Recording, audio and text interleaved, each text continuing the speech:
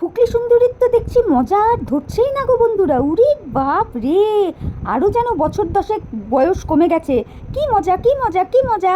এখন থেকে আমি, ঠাম্মি, দাদা, বৌদি, মা, আমরা সবাই এক ছাদের তলে থাকবো। বাবা যদিও থাকতে পারবে না, কর্মসূত্রে বাবা বাইরে থাকবে। কি মজা কি মজা! মানে সিরিয়াসলি দুদিন ছাড়া ছাড়াই তো দেখছি যে তুই নতুন নতুন নাটক মঞ্চস্থ করছিস ইউটিউবের প্ল্যাটফর্মে। শোন, তোর যদি সবাইকে নিয়ে একই ছাদের তলে থাকার ইচ্ছা ছিল, তাহলে কি ঢংটা দেখাতে রেন্টেড ফ্ল্যাটটা নিয়েছিলিস? তাও যদি জানতাম যে হ্যাঁ ফ্ল্যাটটা তুই নিজে কিনেছিস, তাহলে কোনো কথা বলতাম না। কারণ সত্যিই দরকার, নিজের উপার্জন থেকে তুই যদি তোর একটা ফ্ল্যাট কিনতে পারিস, তাহলে তো সেটা খুবই ভালো কথা। কিন্তু সেইগুলো তো তুই করিসনি, ওটা তো রেন্টেড ফ্ল্যাট ছিল, তাই না? তো তোর কী এমন দায় পড়ে গেল রে, যে তোর অত বড় বাড়ি থাকতে, মানে রেন্টেড ফ্ল্যাটে থাকতে তোকে চলে যেতে হলো? হ্যাঁ রে ফুকলি সুন্দরী, তুই বলেছিলিস না যেই ফ্ল্যাট তুই নিবি, মানে যেটাতে আর কি ছিলিস রেন্টেড ফ্ল্যাটটাতে, ওখানে তুই তোর ঠাম্মিকে নিয়ে আসবি, যার জন্য 6 মাসের টিভি রিচার্জও করে রেখেছিলিস, যেহেতু ঠাম্মি টিভি দেখতে ভালোবাসে। আলটিমেটলি আমরা কি দেখতে পেলাম?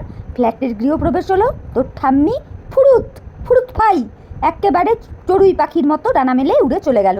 তাহলে আমরা কি কিছু বুঝতে পারি না এইসব দেখেও? বলতো, নিজেকে কি খুব চালাক মনে করিস তুই? সব বুঝি আমরা, জানিস তো। তারপরে তুই যখন তোর বাড়িটাতে পুজো অর্চা করলি, তখনও তোর ঠাম্মি থাকলো না। সেই সময়ও তোর ঠাম্মি ফুরুত করে উড়ে গেল কোথায়? তোর পিসির বাড়িতে। তাই তো? ঠিকই বলেছি। তাহলে বল, আমরা কিচ্ছু বুঝি না? সব বুঝি। প্রথমবার তোর ফ্ল্যাট পুজোর সময় তোর ঠাম্মি ফুরুত করে তোর পিসির বাড়ি চলে গেল, আর দ্বিতীয়বার ঠাম্মিকে এনে নিজের কাছে রাখবি, তার জন্য টিভি রিচার্জ পর্যন্ত করে রাখলি, কিন্তু সেইবারও দেখা গেল কি, চড়ুই পাখি ফুরুত করে একেবারে টাটা বাই বাই, আবার যেন দেখা পাই করে চলে গেল। তারপরেও তুই এটা দর্শকদের বোঝাবি যে তোর সাথে তোর ঠাম্মির এত মিল, এত মিল আর এতই মিল? আরে শোন, আমরা সবাই না ধানের চালের ভাত খাই, কেউ আমরা ঘাসে মুখ দিয়ে চলি না। বুঝতে পেরেছিস তো? যদি তুই তোর পরিবারের সমস্ত দিক থেকে হ্যাপি থাকতিস, ভালো থাকতিস, সুখী থাকতিস, তাহলে কি যেতিস ওই ফ্ল্যাটে? ও, তুই তো আবার কন্টেন্ট বানানোর জন্য, প্রমোশনাল ভিডিও শ্যুট করার জন্য গিয়েছিলিস। তারপরে তোর বিজনেসটাকে আরও এগিয়ে নিয়ে যাওয়ার জন্য, বিজনেসের লাইফটা তুই তোর ফ্ল্যাটে বসে যত সুন্দরভাবে করতে পারতিস, সেটা তো তোর এই বাড়িতে হবে না, বল? হ্যাঁ হ্যাঁ হ্যাঁ, এবার বুঝতে পেরেছি ফ্ল্যাটে কেন গিয়েছিলিস। তোর এই বাড়িতে তো আর এত সুন্দর করে ইন্টেরিয়ার ডেকোরেশন করা যাবে না। হ্যাঁ হ্যাঁ হ্যাঁ, বুঝতে পেরেছি বুঝতে পেরেছি, সবটা ক্লিয়ার হয়ে গেছে। সব গল্প কথা, নাটকবাজি একদম আমাদের সামনে মারবি না। বুঝতে পেরেছিস তো? একদম মারবি না। এই যে আদিক্ষেতা দেখাচ্ছিস না, তোর ঠাম্মি এসছে, তোর একেবারে আনন্দে প্রাণ একেবারে ডগমগো ডগমগো ডগমগো করছে, এই সমস্ত আদিখেলাপনাগুলো একদম দেখাবি না আমাদের সামনে। শোন, আমরাও না বুঝতে পারি তোর ঠাম্মির সাথে তোর মায়ের কোথায় কতটুকু প্রবলেম আছে, বা তোর সাথেও তোর ঠাম্মির কোথায় কতটুকু প্রবলেম আছে। কেনই বা উনি চলে গিয়েছিলেন একটা বারের জন্যেও না তোর ফ্ল্যাটের পুজোতে, বা না তোর সাথে ফ্ল্যাটে গিয়ে থাকাতে উনি থাকলেন, এগুলো আমরাও বুঝি। বুঝতে পেরেছিস তো? সুতরাং এত শো অফ করবি না, কারণ তোর এই এক্সট্রা দিখাওয়াটা না লোকের চোখে ধরা পড়ে, বোঝা যায়। হ্যাঁ, এটা বলতে পারিস এতদিন পর ঠাম্মি এসেছে, এখন তোদের মন মেজাজ ভালো, আনন্দ লাগবে, ফুর্তি হবে, এই অবধি ঠিক আছে।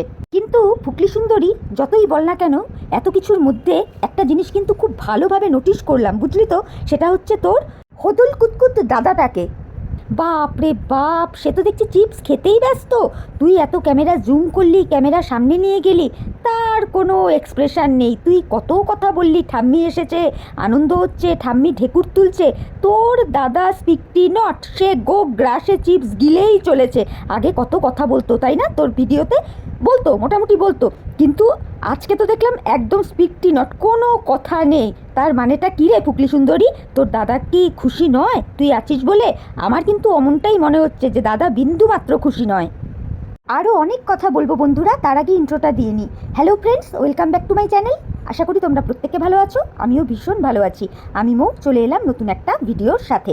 যাই হোক, তাহলে আজকে আমরা কি দেখতে পেলাম? ফুকলি সুন্দরী বাটিক প্রিন্টের চুড়িদারটা পরে ওর ঠাকুমাকে আনতে যাচ্ছে। চুড়িদারের প্যান্ট আর ওড়নাটা সে পরেনি, তার জায়গায় কি পরেছে? ঢোলা জিন্স। ঢোলা নয় কিন্তু, ঢোলা জিন্স। বুঝতে পেরেছো তো? খুব ভালো কথা। এবার কে আনতে গেছে? আমাদের ফুকলি সুন্দরী আনতে গেছে। কেন আনতে গেছে? কারণ বাবা বাড়িতে নেই, সে অফিসের কাজে বাইরে রয়েছে, আর তার দাদা সেই যে দক্ষিণেশ্বরে একটা ভাড়া নিয়ে যায়, সে সেই ক্ষেত্রে ব্যস্ত রয়েছে। আর মা বাড়িতে রান্নাবান্না নিয়ে ব্যস্ত। তাহলে রইল বাকিকে আমাদের ফুকলি সুন্দরী। সেই জন্য সে একখানা গাড়ি ভাড়া করে কাকুকে সাথে নিয়ে তার ঠাম্মিকে আনতে গেছে। যাই হোক, তারপরে দেখলাম ঠাম্মিকে আনতে গেছে, ঠাম্মির সাথে ভাইও রয়েছে, কিন্তু ঠাম্মি প্রচুর ব্যাগ জোগাড় করেছে, যার জন্য এক্সট্রা কুলি ওদের করতে হলো গাড়ি পর্যন্ত মালপত্রগুলোকে তুলে দেওয়ার জন্য।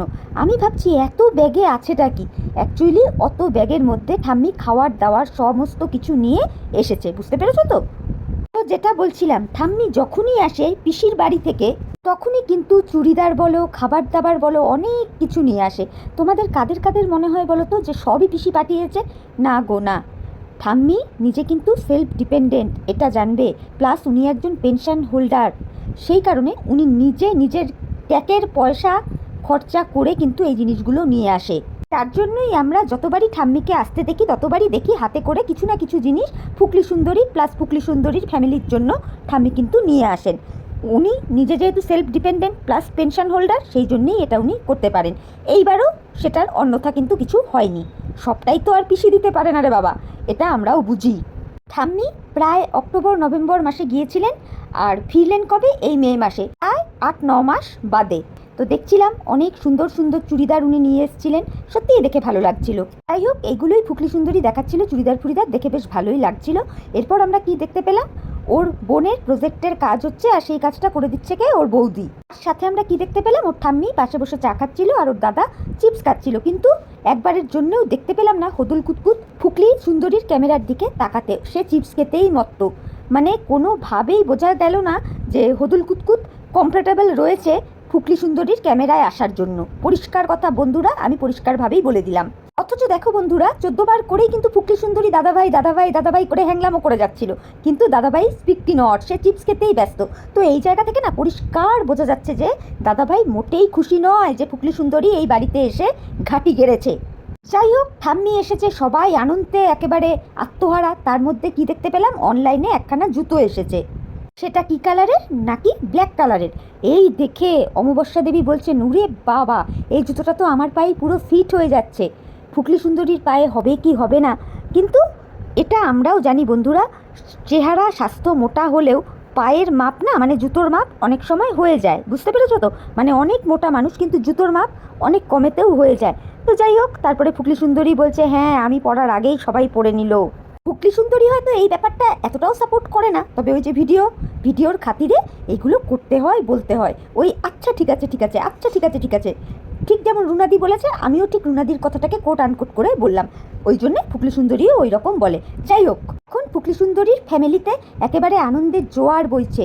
একে ঠাম্মি এসেছে, সামনেই আবার মামাতো দাদার বিয়ে, হ্যাঁ যতদূর সম্ভব মামাতো দাদাই তো, তার জন্য কেনাকাটি চলছে, নানান রকম বিষয়, মানে দিল খুশই খুশ।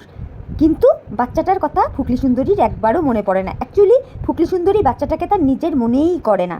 ফুকলি সুন্দরী ভেবেই নিয়েছে ওই ফ্যামিলি থেকে বেরিয়ে এসেছি মানে বেরিয়ে এসেছি, ওই বাচ্চাটাও আমার আর কেউ না, ওটা মিত্রবাবুর বাচ্চা, ওটা মিত্রবাবুরই। না হলে কোনো মা এইরকম চোখ উল্টে থাকতে পারে? এইরকম বেলেল্লাপনা, অসভ্যতা, বেহায়তা এগুলো করতে পারে? আমি জানি না বন্ধুরা, আমার বাংলা প্রোনাউন্সিয়েশনে কোথাও কিছু ভুল হচ্ছে কিনা।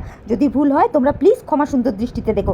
আমার এতটাই রাগে গা গজগজ করছে ওর বিহেভিয়ার্সগুলো দেখে, বুঝলে তো? সেই জন্য বললাম, মানে ও বাচ্চাটাকে জাস্ট আই ডোন্ট কেয়ার ভাবে নেয়, যে ওটা আমি রেখে এসেছি, ব্যাস রেখে এসেছি, আমি এখন আমার মতো খোশমেজাজে আছি, আমি এমনটাই ভালো আছি। এতখানি হতচ্চারি, অসভ্য, জানোয়ার, ইতর মেয়ে ছেলে, ইতর মা এটা। যাই হোক, এই প্রসঙ্গটা গেল। এবার আসছি মিত্রবাবুর বিষয়ে। মিত্রবাবু কি করেছেন, উনি বাতকুল্লা থেকে অগ্রাহাট মানে সাউথ পুরো উনি ট্রেনে করে চলে এসছেন, এবং সেখান থেকে দেখলাম 60 টাকা না 70 টাকা নিলেও টোটো ভাড়া না অটো ভাড়া করে উনি কোনো একটা ঠাকুরতলায় গেলেন। সেখান থেকে দেখলাম আমি উনি তেলপত্র, ওষুধ বিষুধ এগুলো সব নিয়ে যাচ্ছেন, কারণ এর আগে নাকি ওনার মা এসে এসব নিয়ে গিয়েছিল আর তাতে নাকি কাজকর্ম হয়েছিল, এই কারণেই মিত্রবাবু আবারও এসেছিলেন। সত্যি বলতে কি বন্ধুরা, জানো তো আমার না এইসব বিষয়ে একদম বিশ্বাস নেই। তাহলে আর মেডিকেল সায়েন্স থাকতো না, তাই না? ডাক্তার থাকতো না, যদি ঠাকুরবাড়ির জল পোড়া খেয়েই মানুষের রোগ ঠিক হয়ে যেত। মানে এখনও গ্রামগঞ্জে বহু মানুষকে দেখি এই সমস্ত করে বেড়াতে, সত্যিই খারাপ লাগে। এরা কতটা গণ্ড মূর্খ, এখনও কতটা মূর্খের স্বর্গে বাস করছে, আমি সেটাই ভাবি। ম্যাডামও একদিন তার লাইভে বলছিল যে রোগ অসুখ বিসুখ হলে ডাক্তার দেখান, ওই সমস্ত ঠাকুরবাড়ি গিয়ে ঠাকুরের ত্রিশূল ছুঁয়ে কখনো কোনো রোগের ভালো হয় না। ম্যাডাম বলতে আমি সঙ্গীতা চক্রবর্তী ম্যাডামের কথা বলছি, একদমই সঠিক কথা বলেছেন। তোমরাই ভেবে দেখো, আজকে মিত্রবাবু একটা এই জামানার মানুষ, ওনাকে কি এগুলো মানায়? কোথায় বাচ্চাটাকে নিয়ে ডাক্তার দেখাতে যাবে, সেইগুলো না করে হয়তো উনি ডাক্তার দেখিয়েছেন, সরি আমার হয়তো একটু বলতে ভুল হলো, হয়তো দেখিয়েছেন, কিন্তু তার পাশাপাশি এই সমস্ত ঠাকুরবাড়ির জল পোড়ায়, এই পোড়া ওই পোড়া খাওয়ানো, এগুলো কি মানে বিজ্ঞানসম্মত? মানে এগুলো কি যুক্তিযুক্ত বলে তোমরা মনে করো বন্ধুরা? যাই হোক, আমি অন্তত মনে করি না। এখানে দেখলাম প্রচুর ভিউয়ার্সও মিত্রবাবুকে বলছেন যে এইসব না করে তুমি প্রপার বাচ্চাটাকে একটা ডাক্তার দেখাও, এইসব জলপোড়া ঠলপোড়ায় কিছু হয় না। কিন্তু এগুলো আমাদের মিত্রবাবু করতে নারাজ, উনি ডাক্তার ফাক্তার দেখাবেন না, উনি এই সমস্ত জলপোড়া টলপোড়াতেই বিশ্বাস নিয়ে রয়েছেন। যাই হোক, এরপর উনি আর ব্লগটা বাড়াতে পারেননি, কারণ তার মোবাইলের চার্জ শেষ হয়ে গিয়েছিল। তো এই তো গেল মিত্রবাবুর ব্লগ। যাই হোক, এইবার চলে আসি বিশ্বব্রহ্মাণ্ড পৃথিবীতে। উনি নাকি আগে সোনার দোকানে কাজ করতেন, এখন নিজে একটা সোনার দোকান করেছেন। ও বাবা, দুর্দান্ত ব্যাপার, অবিবাহিত পাত্র, এখনো বিয়ে হয়নি, বুঝতে পেরেছো তো? এবং শোনা যাচ্ছে তার বাবা মাও ভালো।